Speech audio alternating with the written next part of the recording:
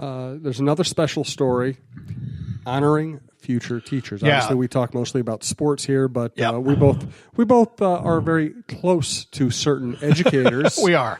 We value the educational system. We think it's more important than a lot of the things we focus on in our society. So tell me about schools that are honoring future teachers. Yeah, we kind of talked about this last week. This idea sprang from Norwalk High School in Iowa.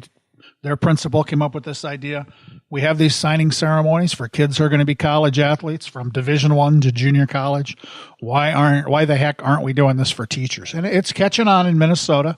I went out to Maple Lake High School one morning last week. They had their little ceremony before school. 7 kids are going to go to college. They plan to be teachers.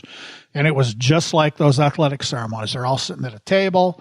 They got little name cards for all of them, their name, where they're going to go to college, what they're going to study. You know, we're going to have math teachers and special ed teachers and history teachers out of that group. And it was really neat. And this thing really blew up on Twitter, some of the pictures I posted. And there's a guy from Minnesota Public Radio, Bob Collins, Newscut Twitter account. Bob is fantastic on Twitter. He kind of aggregates a lot of things. And he posted some of the pictures and kind of a summary of what I wrote. But here he summed it up very well. He said, quote, "A few days ago, a local TV station gave a ridiculous amount of airtime to a local high school football player who announced what college he wants to go to." We talked about that. We love our sports and the people who play them, but something is a little out of whack. Football players aren't going to change many people's lives. Teachers, ? That's another story.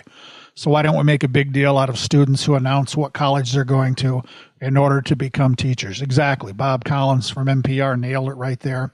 Next week, Burnsville High School is going to have one of these. I think they've got 13 kids who are going to sign their unofficial letters of intent. There's really nothing to sign, but the schools come up with these cool certificates.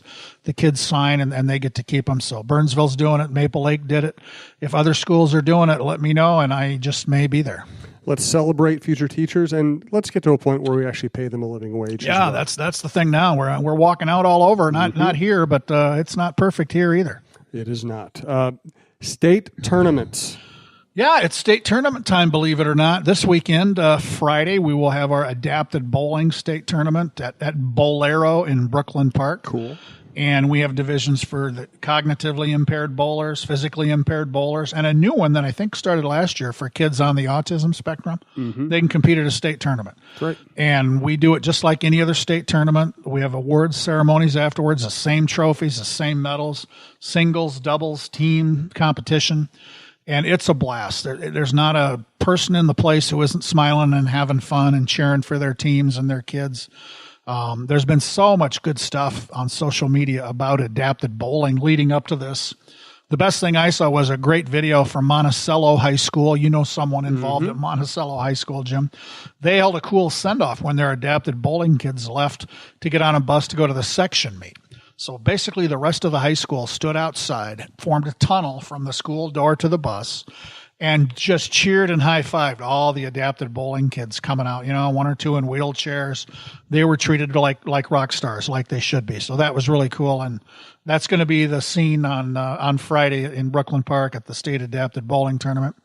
It'll be a little different Saturday at Mariucci Arena, or 3M Arena at Mariucci. Something I think that's what we call it. Yes. That'll be the High School League State Robotics Tournament.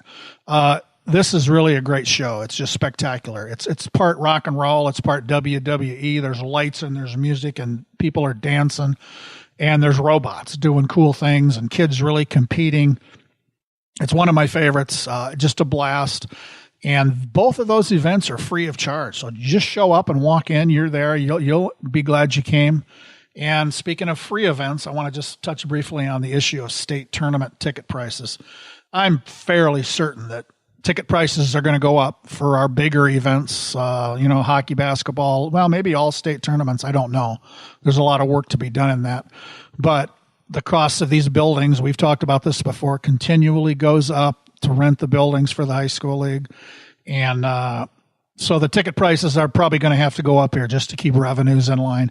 But something that's important when we talk about things like robotics and adapted bowling, a lot of our state tournaments, there are no tickets. You just walk in. You go to the state cross country meet, you just walk in. You go to any of these things, you walk in, you're there. There's no tickets. So the hockey tournaments, basketball tournaments, wrestling, track, a lot of these others, baseball, that money pays for a lot of other activities. So it's not just none of these things are on their own plane. It all goes together. So I'm just trying to cushion the blow. So people are going to be mad when these ticket prices go up from $12 to $13, whatever it is. They're really cheap comparatively speaking, but that's part of the deal. And as we get rolling in state tournaments, believe it or not, some spring sports teams have already finished their seasons. This week, boys tennis has started section tournaments. Softball's about ready to get started with section tournaments. So singles players, doubles teams, when they lose in the section, they're done. That's it. Your season's over. So some teams in spring sports are putting away the equipment. You have any coaching news for us, John? Yeah, we do have some coaching news. So our guest last week on the podcast was Bloomington Jefferson boys lacrosse coach Scott Cater. We had talked about he was stuck a little bit at 199 career wins, which is more than any boys lacrosse coach in the state.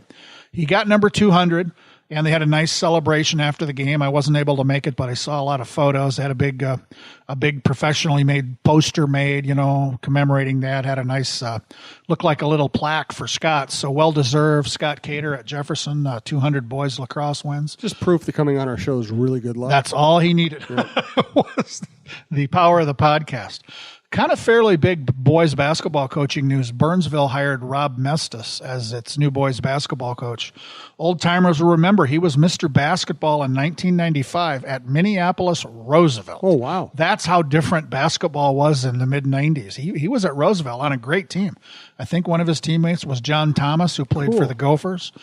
And then Rob has been the coach there at Roosevelt before taking this job at Burnsville.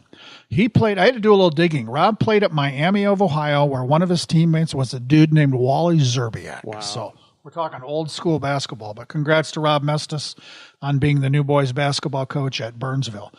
Big news at Cretin-Durham Hall. Jim O'Neill announced he's stepping down after 38 years as the boys hockey coach. 38 years. And Matt Funk is gonna take over. Matt coached at St. Paul Academy last year. Jim also coached baseball at Cretin for more than 25 years. The last 18 of those as head coach. He stepped down from baseball in 2013. He was Joe Mauer's, all these great athletes who played baseball and hockey at Cretin. Jim O'Neill was a big part of that. He won 5 baseball state championships. So I know Joe Mauer heard this news, and he probably had a call in for the old coach, congratulating him. But 38 years, that's pretty good. And a final coaching note, up in Esco by Duluth, they've hired Derek Anderson as their new boys basketball coach. Mike Devney stepped aside, and Derek's been an assistant up there for 4 years, and he's the new head boys basketball coach at Esco. So it's kind of weird in the middle of spring getting on to summer. We get a lot of basketball coaching and hockey too. A lot of winter coaching news. Congratulations to everybody that you mentioned. Yep. What is the situation with officiating officials? We've talked about what officials go through and how we always need more officials. And now's a great time. Anybody who would like to explore that, becoming a high school official in any sport, any activity, you can register now for next season. And the officials associations and people in our office do a great job. Anybody who fills out paperwork, wants to do this, they are assigned a mentor. A veteran official will be a personal mentor to help people get through this, to help them just work on equipment, maybe do JV games, junior high games, just get the ball rolling. And if you want to do that, go to our website, mshsl.org, click on officials/judges in the middle at the top of the page. That'll take you to where you can register. And we'd love to have you if you want to be an official. Couple notes to wrap up the show. Again, you can find this and all of our shows at talknorth.com. You can subscribe at your favorite podcast app or on iTunes. You can rate us on iTunes. You can subscribe to just the show or the network in general. Check out some of our new shows, including the Cheryl Reeve Show and Throw the Boss Out, which is our new business show, which is more fun than you would imagine. How about food of the week, John? Okay, I mentioned pork in Spring Grove. I got to go back. That was you had me at pork, John. That was the king. I didn't have anything at any convenience stores of note this week, but Pork and Spring Grove. So Butch Santis I was in the press box sitting upstairs watching the game, got my scorebook going. John, what do you want? I'm heading down. What do you want? I said, hey, big pork sandwich, Butch, would be great. What do you want on it? I said, throw some mustard on there. So he brings it back, and unbelievable. This is, I mean, like I said, 5 hours in the car. If I had gone just for that piece of meat, that would have been enough. Nice going, you guys on the grill down there. Grill Masters, way to go. Pork and Spring Grove, food of the week. How about band of the week? Yeah, we can wrap it up with a fantastic band of the week. We've talked about this before. Spring sports, we don't normally see pep bands. So there was a section track meet. I think this was a true team meet at Hopkins High School last week. I wish I'd have been there. Somebody tweeted it. Just when you think you've seen it all, the Hopkins High School pep band showed up at the Section 7 AAA track and field meet. They were in the bleachers playing pep band music at a track meet. How awesome is that? I've never seen that. I've seen it at a cross-country meet, which is fabulous.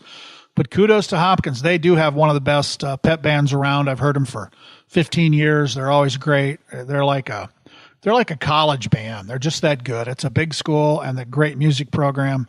So way to go, Hopkins Pep Band, for being the pep band of the week. Great stuff from John, as always. We try to hit stuff from all over the state. There's always metro stuff, but there's also outstate stuff.